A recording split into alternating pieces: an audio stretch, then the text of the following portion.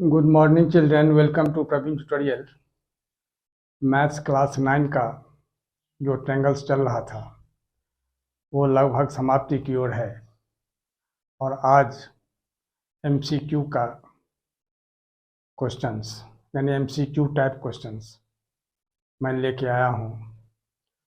उसको थोड़ा ध्यान से देखेंगे कि बहुत इंपॉर्टेंट क्वेश्चंस है, बराबर एग्जामिनेशन में आते रहते हैं। तो देखिए क्वेश्चन क्या है और करना इसको कैसे है। क्वेश्चन है in the given figure find x, यानी एक्स फाइंड करना है। यह हो गया एक्स यहाँ। तो एक्स फाइंड करने के लिए क्या करना होगा? सबसे पहले कंस्ट्रक्शन करना होगा, join D C and produce it to E. इसको ज्वाइन करना है, इसको डी सी को, और डी सी को जो आप ज्वाइन करेंगे, कोई भी कंस्ट्रक्शन जो होता है वो डॉट लाइन से किया जाता है। इसको हमेशा याद रखिएगा। डॉट लाइन से क्या करना है?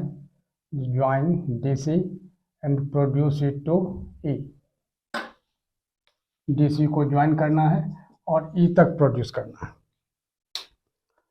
अब देखिए, अब दो ट्रायंगल बन गया।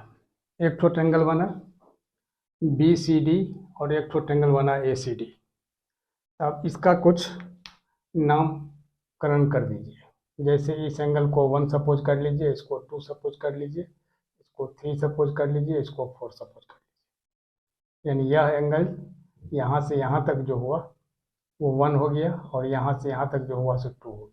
थोड़ा ध्यान दीजिएगा, ये 1 हो गया, ये 2 हो गया। उसी तरह से यह 3 हो गया और यहाँ से यहाँ तक 4 हो गया।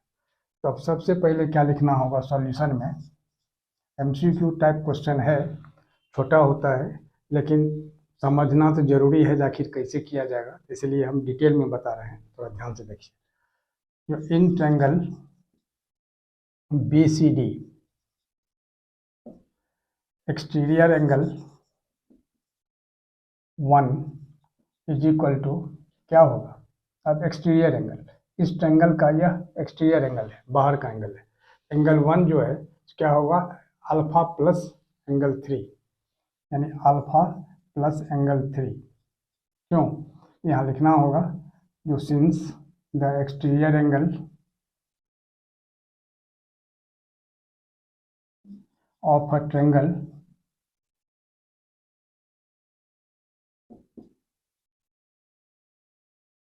is equal to the sum of interior opposite angles. Interior opposite angles, थोड़ा ध्यान रखिएगा, रीजन लिखना बहुत जरूरी है। इसको कर देना होगा नंबर 1, ठीक है। और फिर in triangle A D C या ए सी डी, कुछ भी लिख सकते हैं। ए सी डी, इसमें भी एक्सटीरियर एंगल क्या है? 2 इज इक्वल टू क्या होगा? 4 प्लस गामा, यानी गामा प्लस एंगल 4। यह अल्फा हो गया, बीटा हो गया और ये गामा हो गया। इसको कर दे, इसमें भी रीजन वही लिखना है जो ऊपर लिखा गया है, ठीक है। इसको कर दीजिए नंबर 2। अब एडिंग 1 एंड 2, दोनों को ऐड कर देना है। दोनों इक्वेशन जो है, इक्वेशन 1 और इक्वेशन 2, दोनों को ऐड करना है। तो adding angle 1 and 2 we get. अब क्या होगा? गौर कीजिए, angle 1 plus angle 2, left side add होगा, यानी angle 1 plus angle 2 is equal to, अब क्या है? अल्फा और गामा है, अल्फा अब प्लस, अब एंगल 3 और एंगल 4 को एक साथ ले लीजिए, अब प्लस गामा, यानी क्या होगा? एंगल 1 प्लस एंगल 2 क्या है? एक्स है। तो एक्स इज इक्वल टू क्या होगा? Alpha plus angle 3 plus angle 4 क्या है? गौर कीजिए, बीटा प्लस गामा। और यही इसका आंसर हो जाएगा, क्योंकि फाइंड करना है। यहाँ प्रूफ करना रहेगा, प्रूफ लिखना है, फाइंड करना रहेगा, आंसर लिखना है। अब क्वेश्चन नंबर 2 देखिए। क्वेश्चन नंबर 2 में क्या है, if thrice angle A plus thrice angle A is equal to, plus नहीं है यहाँ, क्या है, इक्वल का साइन है। Thrice angle A is equal to 4 times angle B is equal to 6 times angle C, then find angle A B and angle C. देखिए solution में क्या करना होगा, सबसे पहले let thrice angle A is equal to 4 times angle B is equal to 6 times angle C is equal to X से, यानी suppose कर लेना है। तो लेट यहाँ लिख ही दिए, तो से लिखने की यहाँ कोई ज़रूरत नहीं है, क्योंकि लेट जब लिखा गया तो से लिखने की ज़रूरत नहीं है। बी एक्स, अब क्या होगा, अब गौर कीजिए, thrice angle A is equal to X हुआ, तो angle A is equal to क्या होगा, एक्स बाई 3, तो 3 यहाँ मल्टीप्लाई है, इधर आके डिवाइड हो जाएगा, therefore angle A is equal to X by 3, angle B is equal to X by 4 and angle C is equal to X by 6। ठीक है, अब गौर कीजिए, अब क्या गौर करना है, जो एंगल सम प्रॉपर्टी, एंगल का क्या होता है, angle A plus angle B plus angle C is equal to 180। यहाँ लिखना होगा, now angle A plus angle B plus angle C is equal to 180 degree. इसमें लिख देना होगा angle sum property of triangle. हालांकि आप एग्जाम में पूरा लिखिएगा angle sum property of triangle.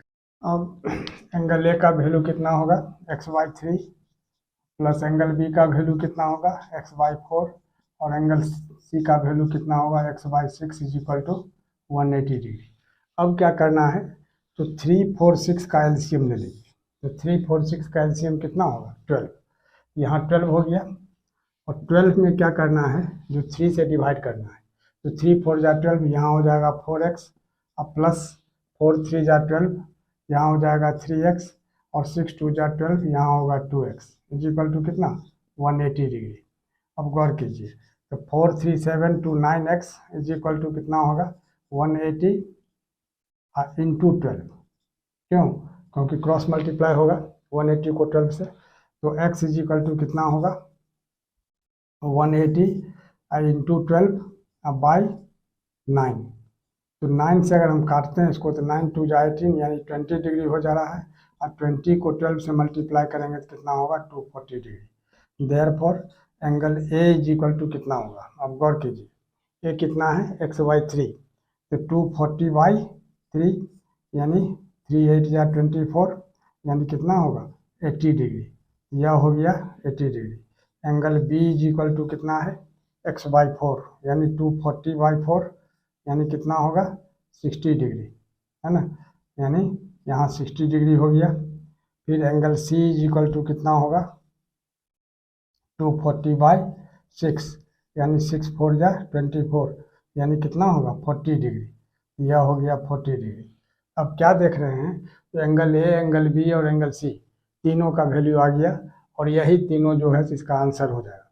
तो यहाँ तो बुक में आंसर पीछे दिया हुआ रहता, आप देख के कंफर्म हो सकते हैं, लेकिन एग्जामिनेशन हॉल में क्या होगा, एग्जामिनेशन हॉल में क्या करना है, इसको चेक करने के लिए इस तीनों को ऐड कीजिए, और तीनों को ऐड करने के बाद अगर 180 आ जा रहा है, इसका मतलब यू आर क्वाइट करेक्ट, और यू आर 100% करेक्ट।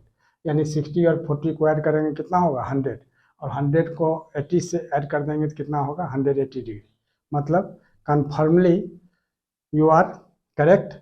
और इसी तरह का इम्पोर्टेंट क्वेश्चन का सॉल्यूशंस आप तक मैं पहुंचाता रहूं, इसके लिए आप लोग लाइक शेयर और सब्सक्राइब जरूर करें। धन्यवाद।